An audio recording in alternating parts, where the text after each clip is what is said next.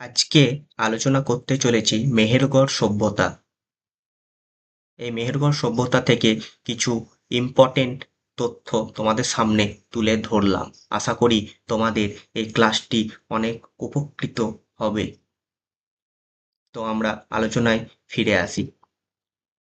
প্রথম, মেহেরগড় সভ্যতা নব্যপ্রস্তর যুগের একটি কৃষিকেন্দ্রিক সভ্যতা, অর্থাৎ এই সভ্যতা ছিল কৃষিকেন্দ্রিক। 1974 সালে মেহেরগড় সভ্যতা আবিষ্কার হয়।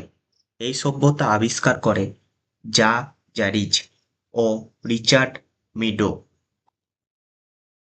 মেহেরগড় সভ্যতা বর্তমানে অবস্থান করছে পাকিস্তানে। এটি পাকিস্তানের বেলুচিস্তানের কাচ্চি সমভূমিতে বোলান নদীর তীরে অবস্থিত। মেহেরগড় সভ্যতার প্রধান কেন্দ্র ছিল মেহেরগড়। মেহেরগড় সভ্যতার অন্যতম বৈশিষ্ট্য ছিল সমাধি ক্ষেত্র। মেহেরগড় সভ্যতায় মানুষ গম ও যব ফসল ফলাত, অর্থাৎ তারা গম ও যব ফসল এর ব্যবহার জানত। ছাগল, ভেড়া ও কুঁজওয়ালা ষাঁড় ছিল তাদের গৃহপালিত পশু।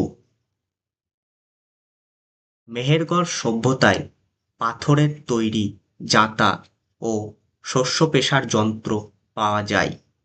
মেহেরগড় সভ্যতায় মাটির বাড়িগুলি রোদে পোড়ানো ইটের ব্যবহার দেখা যায়, অর্থাৎ মেহেরগড় সভ্যতায় যে সকল বাড়িগুলি নির্মিত হয় সেগুলি রোদে পোড়ানো ইটের ব্যবহার দেখা যায়।